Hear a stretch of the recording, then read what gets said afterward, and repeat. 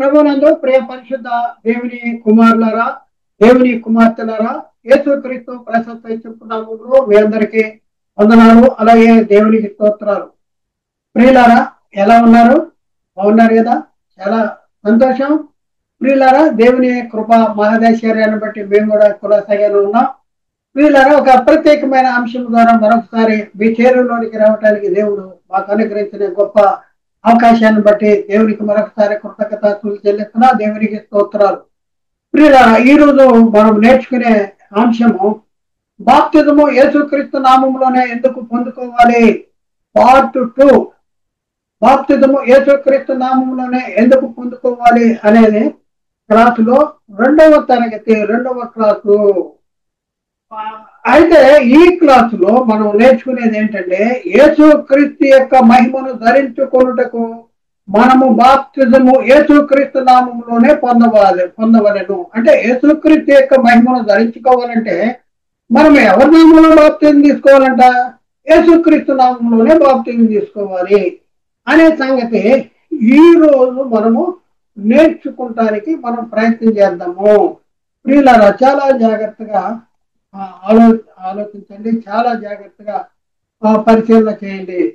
బాప్తిజం యేసుక్రీస్తు నామములోనే ఎందుకు పొందవలను? Class number 2. యేసుక్రీస్తు యొక్క మహిమను ధరించుకున్నటకు మనము బాప్తిజము యేసుక్రీస్తు నామములోనే పొందుకోవాలి అనేది ఈ రోజు మనం నేర్చుకునే అంశము. బాప్తిజము పొందిన మనము తండ్రి మహిమను ధరించుకుంటున్నామని బైబిల్ చెప్తుందా? ఇది మనం ఆలోచించాలి. బాప్తిజం బాప్తిజం పొందిన మనము ఫస్ట్ డైరెక్ట్ గా తండ్రి మహిమను ధరించుకుంటున్నామని బైబిల్ చెప్తుందా? లేక పరిశుద్ధాత్మని మహిమను ధరించుకుంటున్నామని బైబిల్ చెప్తుందా? లేక క్రీస్తును ధరించుకుంటున్నాము అంటే మహిమను ధరించుకుంటున్నామని బైబిల్ చెప్తుందా? ఇది మనం బైబిల్లో పరిశీలన చేయవలసిన అవసరం ఉంది. బాప్తిజంలో ఎవరి మహిమను ధరించుకుంటున్నాము? డైరెక్ట్ ఎవరి మహిమను ధరించుకుంటున్నాం? బాప్తిజంలో మనము యేసుక్రీస్తు మహిమను ధరించుకుంటున్నామని బైబిల్ చెప్తుంది. ప్రియులారా, యేసుక్రీస్తు మహిమను ధరించుకుంటున్నామంటే ఎక్కడ చెప్తుంది? మనం పరిశీలన చేద్దాం. ఎక్కడ చెప్తుంది అనేసి మనం పరిశీలన చేద్దాం. క్రీస్తు తండ్రి మహిమలో వచ్చాడు కాబట్టి క్రీస్తు మహిమను ధరించుకుంటే తండ్రి మహిమను ధరించుకున్నట్లు అవుతుంది. అంటే క్రీస్తు ఎవరి మహిమలో వచ్చాడు? తండ్రి మహిమలో వచ్చాడు. మరి క్రీస్తు మహిమను ధరించుకుంటే ఎవరి మహిమను ధరించుకున్నట్లు అవుతుంది? తండ్రి మహిమను ధరించుకున్నట్లు అవుతుంది.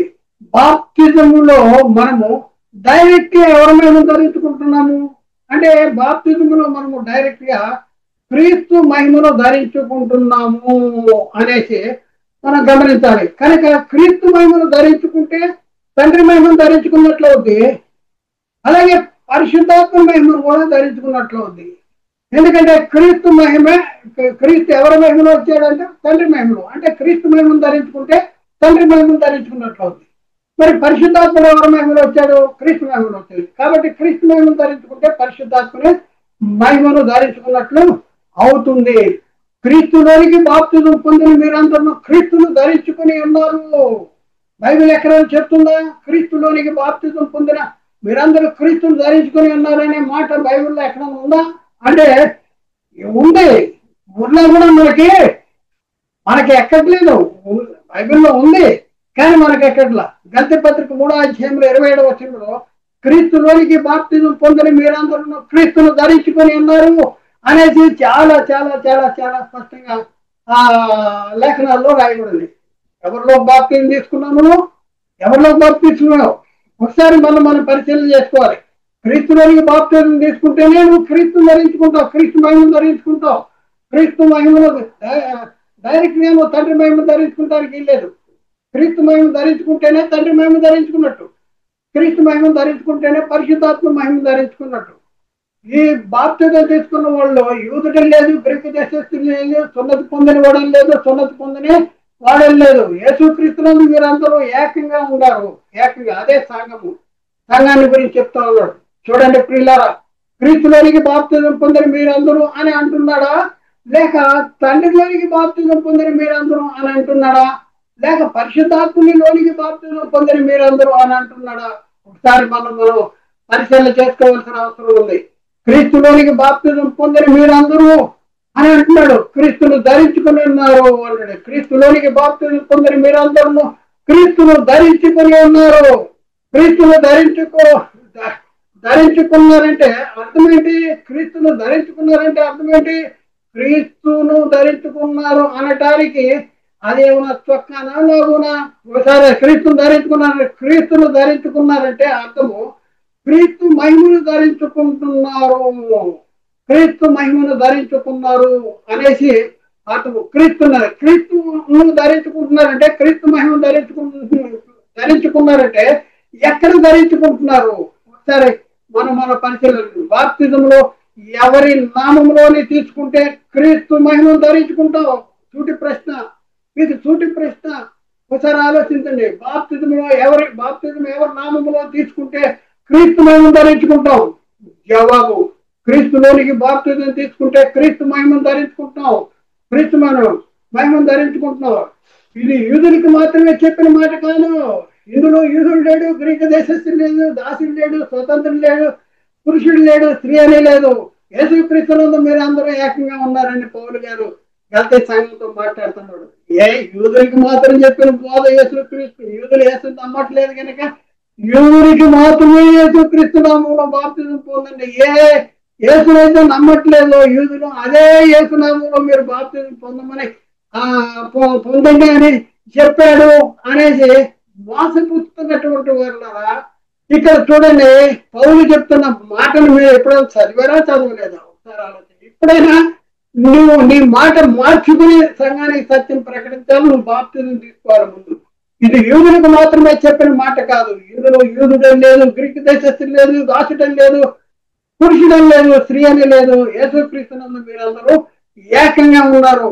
ప్రశ్న వేసుకుందాం. బాప్తిజం ఎవరి నామంలో తీసుకుంటే క్రీస్తు మహిమను ధరించుకుంటాం? ప్రియులారా, ఒకసారి ఆలోచించండి. క్రీస్తులోనికి బాప్తిజం తీసుకుంటేనే తప్ప క్రీస్తు మహిమను ధరించుకోలేము. కాబట్టి క్రీస్తులోనికి బాప్తిజం తీసుకోవాలి. క్రీస్తు మహిమను ధరించుకోవాలంటే క్రీస్తులోనికే బాప్తిజం తీసుకోవాలి. పౌలు చెప్తున్నాడు పరిశుద్ధాత్మ ద్వారా గలతీ సంఘానికి. మీరు నమ్ముతున్నారు, నమ్మట్లేదా? ఒకసారి ఆలోచించండి. మీ విశ్వాసాన్ని పరిశీలన చేసుకోండి. అపోస్తులు తండ్రి యొక్క కుమారుని యొక్క పరిశుద్ధాత్మ యొక్క నామములోనికి బాప్తిజం ఇచ్చినట్లు బైబిల్లో లేదు. అపోస్తులు తండ్రి యొక్క కుమారుని యొక్క పరిశుద్ధాత్మ యొక్క నామంలో బాప్తిజం పొందండి మరి అనేది, నామంలోనికి బాప్తిజం పొందమని బైబిల్లో ఎక్కడ కూడా చెప్పలేదు. ఎక్కడ చెప్పినా యేసుక్రీస్తులోనికి బాప్తిజం, క్రీస్తులోనికి బాప్తిజం అనేది బైబిల్లో రాయబడి ఉంది కదా. మీరు తండ్రిలోనికి బాప్తిజం తీసుకోమని, పరిశుద్ధాత్మలోనికి బాప్తిజం తీసుకోమని మరి బైబిల్లో ఎక్కడ లేదు. ప్రియులారా, ఇది మనం అర్థం చేసుకోవాలి. ఇప్పటి వరకు మనము మోసపోయింది చాలు. ఈ సత్యాన్ని తెలుసుకున్న కొంతమంది బోధకులు సంఘములో 3000 మంది ఉన్నారు, 4000 మంది ఉన్నారు, విశ్వాసులు ఉన్నారు కదా అనేసి నేను ఇప్పుడు బాప్తిజం తీసుకున్నట ఏంటి?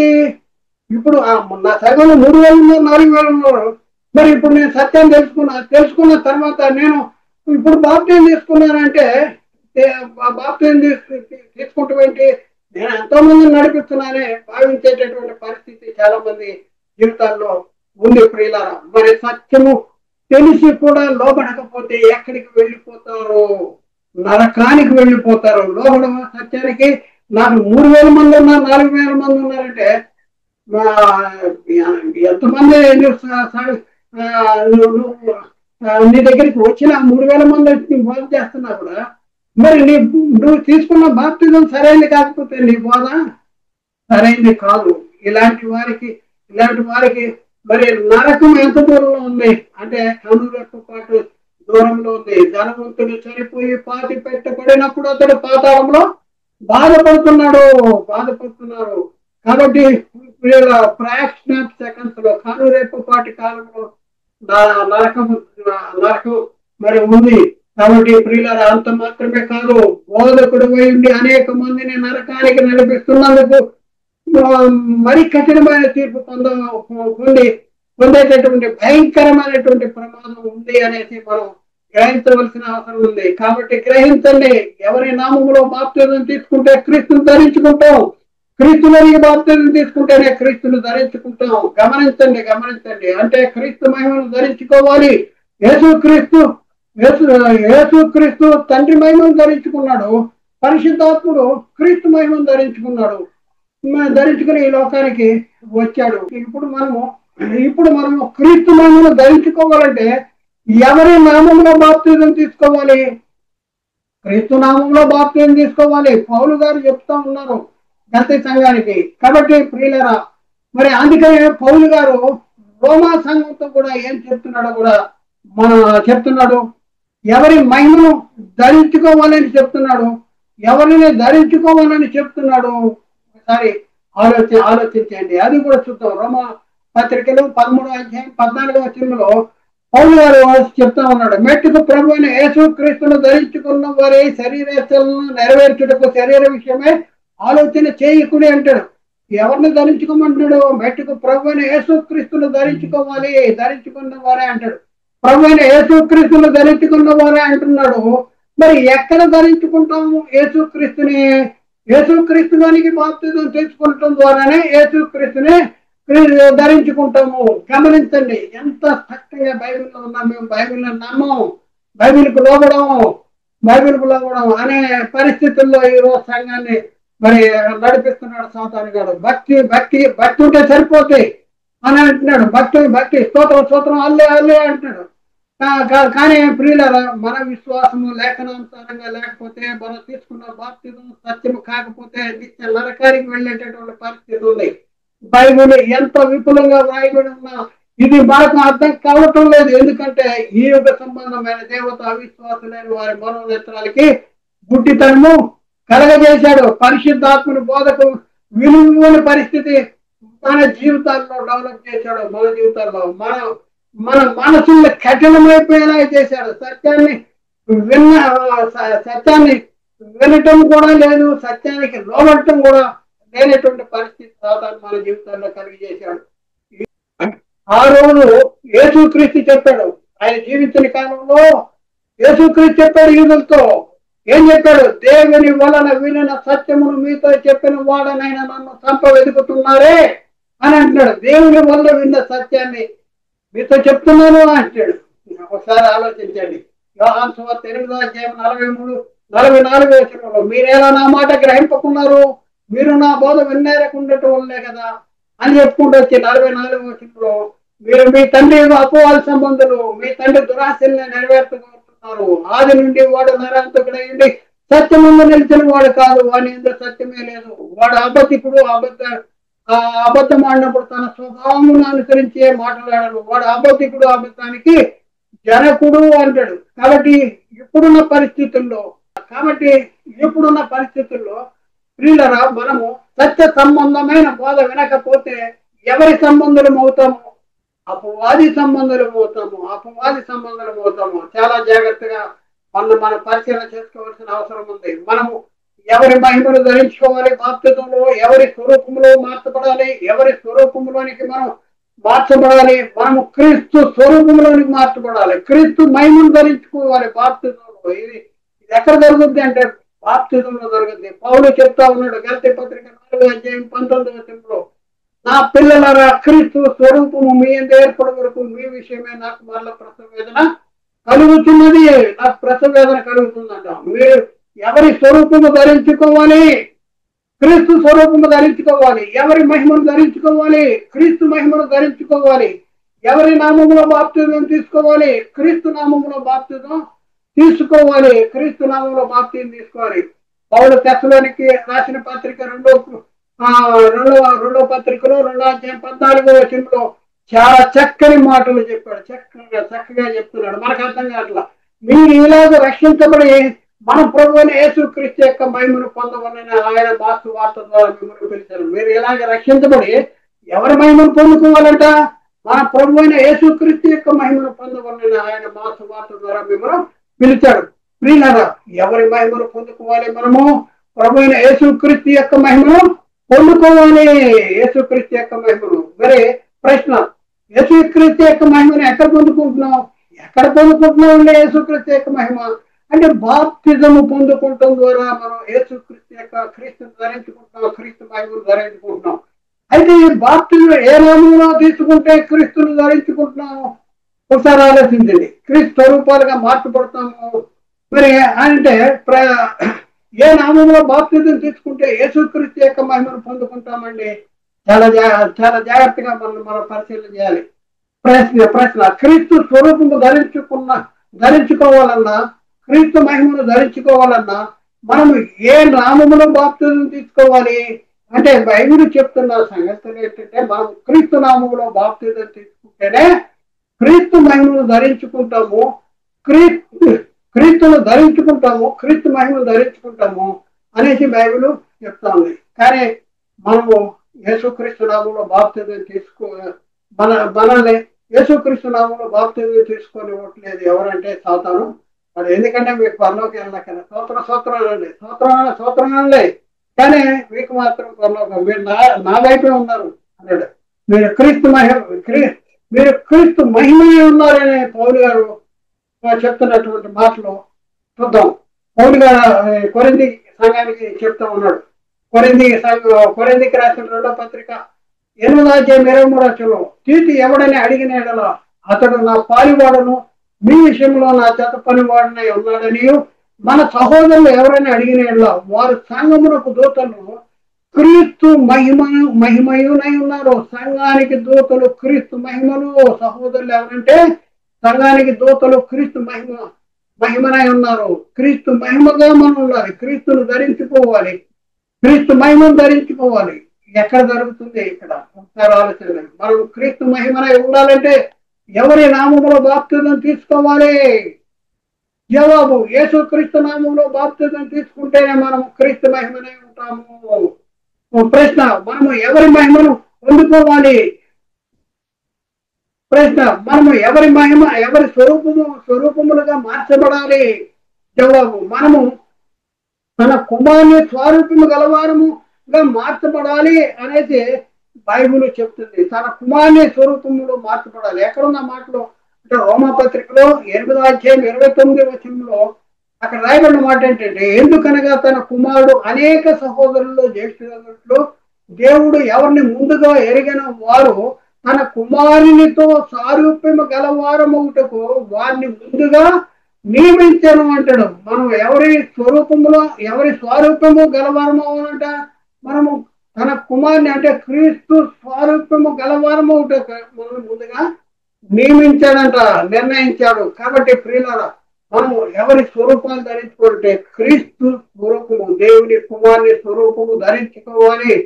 అవును, మనము కుమారునితో స్వారూప్యము గలవారము. క్రీస్తు మనస్సు మనలో ఏర్పడాలి. క్రీస్తు స్వరూపము మనము ధరించుకోవాలి. క్రీస్తు మహిమను మనం కలిగి ఉండాలి. చూడండి ప్రియులారా, వాక్యానికి లోబడతాం. వ్యక్తులకు బోధకు మనం నమ్మద్దు. వ్యక్తుల బోధన మనం నమ్మద్దు. నేను చెప్పేది బైబిల్లో లేకపోతే నేను చెప్పేది కూడా మీరు నమ్మద్దు. మనకు కావాల్సింది ఏంటంటే వాక్యము కావాలి. వాక్యము ఏమి చెప్తుంది అంటే ఏం చెప్తుందో మనం చూద్దాం. ఎఫెసీ పత్రిక 4వ అధ్యాయం 11, 12 వచనాల్లో మనమందరము విశ్వాస విషయంలోను దేవుని కుమారుని యొక్క జ్ఞాన విషయంలోను ఏకత్వము పొంది సంపూర్ణ పురుషుల మగు వరకు అనగా క్రీస్తునకు కలిగిన సంపూర్ణతకు సమానమైన సంపూర్ణత గలవారము అంటాడు. క్రీస్తునకు కలిగిన సంపూర్ణతకు సమానమైన సంపూర్ణత మనం కలిగి ఉండాలంట. దేవుని కుమారుని జ్ఞాన విషయంలో ఏకత్వం పొందాలి. సంపూర్ణ పురుషుల మగు వరకు అంటే సంపూర్ణ పురుషులు ఎప్పుడవుతావు అంటే క్రీస్తునకు కలిగిన సంపూర్ణతకు సమానమైన సంపూర్ణత గలవారము అంటాడు. మనం ఎవరి మహిమను ధరించుకోవాలి, ఎవరి స్వరూపంలో మార్చబడాలి, ఎవరిని పోలి మనం ఉండాలి, ఎవరిని పోలి నడుచుకోవాలి అంటే క్రీస్తుని పోలి నడుచుకోవాలి. క్రీస్తుని ధరించుకోవాలన్నా, క్రీస్తు స్వరూపంలోనే మార్చబడాలన్నా బాప్తిజం ఏ నామంలో తీసుకోవాలి? చాలా ఆలోచించండి. మనమందరము విశ్వాస విషయంలో ఏకత్వం పొందాలి. ప్రియులారా, దేవుని కుమారుని గురించిన జ్ఞాన విషయంలో ఏకత్వం పొందాలి. క్రీస్తులకు కలిగిన సంపూర్ణతకు సమానమైన సంపూర్ణత గలవారము అవుదాము. ప్రియులారా, మనకు కావాల్సింది వాక్యము. వాక్యము ఏం చెప్తుందో పరిశీలన చేద్దాం. ఇప్పటికైనా మనం మారదాము. రేపు నీకు లేదేమో మన జీవితానికి. ఒకసారి ఆలోచన, రేపు మన జీవితానికి లేదేమో. దేవుడు మనల్ని ప్రేమించి ఈ వాక్యాన్ని మనకు ప్రకటింప చేస్తున్నాడు, మన దగ్గరికి తీసుకొచ్చాడు. మార్పు మొదట బోధకుల్లో జరగాలి. గతంలో జరిగినటువంటి సంగతుల్లో ఒక బోధకుడు మనం సత్యాన్ని గ్రహించి వాక్యానికి లోబడి నేను గతంలో తీసుకున్న బాప్తిజం సరైనది కాదు అని సంఘానికి చెప్పి సంఘం ఎదుట మొదట తాను యేసుక్రీస్తు నామములోనే బాప్తిజం పొందాడు. బోధకుల గురించి మనం పరిశీలన చేస్తే, బోధకుడు వాక్యాన్ని విన్నాడు, సత్యాన్ని గ్రహించాడు. సత్యాన్ని గ్రహించి ఇమీడియట్ సంఘం ఎదుట వాక్యానికి లోబడి సంఘం ఎదుట గతంలో నేను తీసుకున్న బాప్తిజం సరైనది కాదు అనేసి గుర్తించి చెప్పి మళ్ళీ బాప్తిజం తీసుకున్నాడు. అంత మాత్రమే కాదు, ఆ తర్వాత సంఘానికి మరి వాక్యాన్ని ప్రకటన చేసి ఏం చేశాడు? వాక్యాన్ని ప్రకటన చేసి ఏం చేశాడంటే మళ్ళీ వాళ్ళందరికీ కూడా బాప్తిజం ఇచ్చినటువంటి పరిస్థితి మనం చూస్తూ ఉన్నాం. కాబట్టి ప్రియులను ఒకసారి ఆలోచించాలి.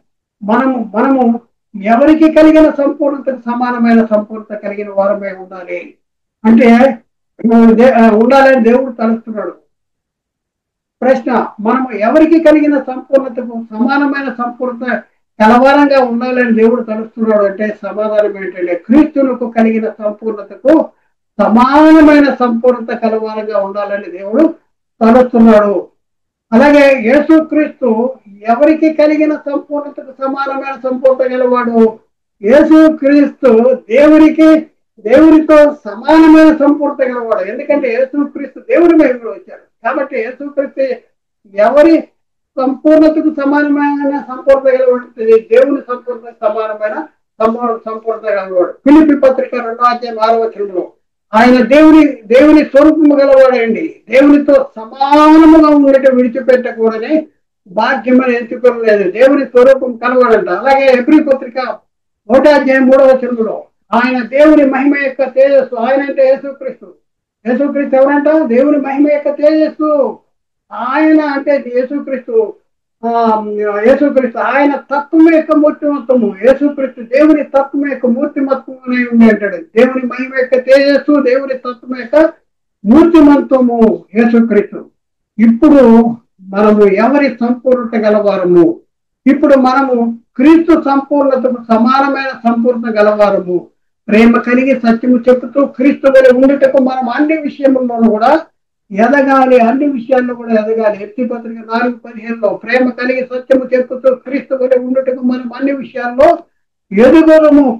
ప్రేమ కలగాలి, సత్యము చెప్పాలి, క్రీస్తు వలె ఉండాలంటే. అంటే ఏ నామంలో బాప్తిజం తీసుకుంటే నువ్వు క్రీస్తు వలె ఉంటావు? ఒకసారి ఆలోచించండి. ఇప్పుడు మనము క్రీస్తును పోలి నడుచుకోవాలి. అపోస్తలుడైన పౌలు చెప్తున్నాడు, క్రీస్తును పోలి నడుచుకోవాలి. చూద్దాం. పౌలు గారు కొరింథీయులకు రాసిన మొదటి పత్రిక 11:1 అక్కడ ఏమంటాడు? నేను క్రీస్తుని పోలి నడుచుకుంటున్న ప్రకారం, నేను క్రీస్తుని పోలి నడుచుకుంటున్నాను అంటాడు. ప్రకారం మీరు నన్ను పోలి నడుచుకోండి అని చెప్తున్నాడు. మీరు నన్ను పోలి నడుచుకోండి. ఎప్పుడు పౌలుని పోలి నడుచుకోవాలని చెప్తున్నాడు. ఎలా నడుచుకోవాలని చెప్తున్నాడు? నడుచుకోవాలని పౌలు గారు చెప్తూ ఉన్నారు. నేను క్రీస్తుని పోలి నడుచుకున్న ప్రకారం మీరు కూడా నన్ను పోలి నడుచుకోండి అని పౌలు చెప్తా ఉన్నాడు. ప్రతి మనిషిని ఎవరైనా సంపూర్ణ చేసి దేవుని ఎదురు నిలబెట్టాలని ప్రతి మనిషికి బోధించుతూ క్రీస్తుని ప్రకటించుతున్నామని పౌలు చెప్తున్నాడు. ఒకసారి ఆలోచించండి. ప్రతి మనుష్యుడు ఎవరైనా సంపూర్ణంగా చేసి దేవుని ఎదుటి నిలబెట్టాలని ప్రతి మనిషినికి బోధించుతూ క్రీస్తును ప్రకటిస్తున్నా అనేసి పౌలు గారు చెప్తున్నాడంటే ప్రతి మనుషుడు క్రీస్తును సంపూర్ణంగా చేసి దేవుని ఎదుట నిలబెట్టాలని పౌలు గారు చెప్తున్నాడు. ప్రతి మనిషిని ఎవరైనా సంపూర్ణంగా క్రీస్తునందు సంపూర్ణ కావాలి. ఆ క్రీస్తునందు సంపూర్ణంగా చేసి దేవుని ఎదుట నిలబెట్టాలని పౌలు చెప్తా ఉన్నాడు. చూద్దాం. కొలస్సీ పత్రిక 1:28 ప్రతి మనిషిని క్రీస్తునందు సంపూర్ణంగా చేసి ఆయన ఎదుట నిలవబెట్టవాలని సమస్త విధములైన జ్ఞానంతో ప్రతి మనుషునికి బుద్ధి చెప్పుతూ ప్రతి మనుషునికి బోధించుతూ ఆయనను అంటే క్రీస్తును ప్రకటించుతున్నాము అంటాడు. ప్రియులారా, ఒక ప్రశ్న వేస్తున్నాం, ఎవరైందు మనము సంపూర్ణమై ఉన్నాము అంటే క్రీస్తునందు మనము సంపూర్ణమై ఉన్నాము. కొలస్సీ పత్రిక 2 9-10 వచనాల్లో ఏలైనగా దేవత్వము యొక్క సర్వ సంపూర్ణత శరీరముగా క్రీస్తునందు నివసించుతున్నది, మరియు ఆయన యందు మీరు సంపూర్ణులై ఉన్నారు. ఆయన సమస్త ప్రధానులకు అధికారులకు శిరస్సు ఉన్నాడు అంటాడు. దేవత్వం యొక్క సర్వ సంపూర్ణత సర్వ పరిపూర్ణత శరీరముగా క్రీస్తునందు నివసించుతుంది, మరియు ఆయన యందు మీరు సంపూర్ణులై ఉన్నారు అనేసి పౌలు వీరు క్రీస్తులో సంపూర్ణులు అంటాడు. ఎప్పుడు సంపూర్ణులు అవుతారు? మనము క్రీస్తులకు మనము కలిగి ఉండవలసినటువంటి ప్రేమ మాదిరి ఎవరు? మనం కలిగి ఉండవలసినటువంటి ప్రేమకు మాదిరి ఎవరు? ఎవరంటే మనం కలిగి ఉండవలసినటువంటి ప్రేమకు మాదిరి క్రీస్తే. ఎఫ్సీ పత్రిక 5:2 క్రీస్తు మిమ్మల్ని ప్రేమించి పరిమళ వాసనగా ఉండటకు మన కొరకు తాను దేవునికి అర్పణగాను బలిగాను అర్పించుకునే అలాగనే మీరు ప్రేమ కలిగి నడుచుకోవాలి. మీరు కూడా అలాగే ప్రేమ క్రీస్తు ఎలా నడుచుకున్నాడో మనం కూడా అలా నడుచుకోవాలి. దేవుని మూలంగా పుట్టిన ప్రతి వాడు ఎవరు అంటే లోకాన్ని జయించిన వారు ఎవరు? దేవుని మూలంగా పుట్టిన వాడు ఎవరు? లోకాన్ని జయించిన వారు ఎవరు? జయించిన వారికి ఎవరి సింహాసనం మీద కూర్చుండబెడతాను అనేసి లేఖనాల్లో రాయబడి ఉంది అనేసి మనం చూస్తే యోహాను రాసిన మొదటి పత్రిక 5:4 దేవుని మూలంగా పుట్టిన వారందరూ లోకాన్ని జయిస్తారట. లోకాన్ని జయించుదురు. లోకాన్ని జయించిన విజయం ఏంటంటే మన విశ్వాసమే. అలాగే మొదటి యోహాను 5:5 యేసు దేవుని కుమారుడని నమ్మవాడు తప్ప లోకాన్ని జయించిన వాడు ఎవడు? లోకాన్ని జయించిన వాడు ఎవడంటే యేసు దేవుని కుమారుడని నమ్మవాడు తప్ప. కాబట్టి ప్రియులారా, ఒకసారి ఆలోచించండి. ఇప్పుడున్న పరిస్థితుల్లో మనం యేసు క్రీస్తుని దేవుని కుమారుడని నమ్మటం వలన మనము ఈ లోకాన్ని జయించిన వారము అవుతాము. లోకాన్ని జయించిన మనలను ఎవరి సింహాసనం మీద కూర్చోబెడతానంటున్నాడంటే ప్రకటన గ్రంథం 3:21 నేను జయించిన తండ్రితో కూడా ఆయన సింహాసనం ముందు కూర్చున్న ప్రకారము జయించుమని నాతో కూడా నా సింహాసనం ముందు కూర్చుండనిచ్చేదను అనేసి చెప్తున్నాడు. కాబట్టి ప్రియులారా, ఒకసారి ఆలోచించండి. క్రీస్తు నామంలో బాప్తిజం తీసుకుంటేనే మనము క్రీస్తును ధరించుకుంటాం. క్రీస్తులోనికి బాప్తిజం తీసుకుంటేనే మనము క్రీస్తు మరణంలోను క్రీస్తు పునరుద్ధానంలోను పాలివారం అవుతాము. కాబట్టి ప్రియులారా, ఒకసారి ఆలోచించండి. మనము ఎవరి నామంలో బాప్తిజం తీసుకున్నాం? బైబిల్ ఏం చెప్తుంది? ఎవరి నామంలో బాప్తిజం తీసుకోవాలని బైబిల్ చెప్తుంది. బైబిల్ చాలా స్పష్టంగా చెప్తుంది. క్రీస్తులోనికి బాప్తిజం, క్రీస్తు నామంలో బాప్తిజం తీసుకోమని చెప్తుంది. క్రీస్తులోనికి బాప్తిజం తీసుకోమని చెప్తుంది. కాబట్టి ప్రియులారా, చాలా జాగ్రత్తగా ఆలోచించండి. సాతాను మోసగాడు వాడు చెప్తున్నది ఏంటంటే అపోస్తలులు యేసుక్రీస్తు నామంలో బాప్తిజం పొందమని యూదులకు మాత్రమే చెప్పాడు. కానీ ఎందుకు యూదులకు మాత్రమే చెప్పాడు అంటే వీళ్ళు కుంటి సాగు చెప్తున్నారు. ఏంటంటే యూదులంట దేవుణ్ణి నమ్మారంట, పరిశుద్ధాత్మని కూడా నమ్మారంట, కానీ యేసుని నమ్మలేదంట. అయితే యేసునైతే మీరు నమ్మలేదు, ఆ యేసునామంలోనే మీరు బాప్తిజం పొందండి అనే అపోస్తలులు యూదులకు మాత్రమే చెప్పారంట. మనము చూసాం, యూదులకు మాత్రమే కాదు, అక్కడ మనం చూస్తే అన్ని దిళ్ళకి కూడా అదే బోధ చేశారు కొన్నేళ్ళ దగ్గర. అలాగే రోమపత్రిక, గలతీ పత్రిక, అలాగే కొలస్సీ పత్రికల్లో కూడా మనం వాక్యాలని చూసుకున్నాం. సంఘానికి కూడా యేసుక్రీస్తు నామంలోనే బాప్తిజం తీసుకొని క్రీస్తులోనికి బాప్తిజం తీసుకోమని చెప్పబడ్డ సంగతులు మనం చూసాం. కాబట్టి తస్మాత్ జాగ్రత్త. యేసుక్రీస్తు నామంలో బాప్తిజం తీసుకున్నారా? క్రీస్తును ధరించుకుని ఉన్నారా? మరి క్రీస్తు మరణంలోనూ పాలివారయ్యారా? క్రీస్తు పునరుద్ధానంలో పాలివారయ్యారా? ఆయన మరణం యొక్క సాదృశ్యమందు ఆయనతో కూడా ఐక్యము గలవారమై ఉంటేనే ఆయన పునరుద్ధానం యొక్క సాదృశ్యమందు ఐక్యము గలవారమై ఉంటాము. అంటాం. మీరు క్రీస్తు పునరుద్ధానం యొక్క సాదృశ్యంలో ఐక్యము కలిగినటువంటి వారిగా ఉన్నారా? ఒకసారి మనం పరిశీలన చేసుకోవాల్సిన అవసరం ఉంది. ప్రియులారా, పరిశీలన చేసుకోవాల్సిన అవసరం ఉంది. బాప్తిజం యేసుక్రీస్తు నామంలో బాప్తిజం తీసుకోమని మరి సంఘానికి చెప్పినటువంటి సంగతులు. మనం సంఘంలో చేర్చబడాలంటే యేసుక్రీస్తు నామంలోనే బాప్తిజం తీసుకున్న వాళ్ళు మాత్రమే సంఘంలో చేర్చబడతారు. ఆ బోధకి విరుద్ధమైనటువంటి బోధను విని బాప్తిజం తీసుకున్న వాళ్ళు క్రీస్తు సంఘముగా పిలువబడరు అనేది మనం గుర్తించాలి. ఆలోచించండి, అర్థం చేసుకోండి, సత్యాన్ని గ్రహించడానికి ప్రయత్నం చేయండి. దేవుడు మాట్లాడిన ప్రతి మాట ప్రతి ఒక్క హృదయంలో నీరు గట్టి ఫలింప చేయను గాక. ఆమేన్. అందరికీ వందనాలు. దేవునికి స్తోత్రాలు.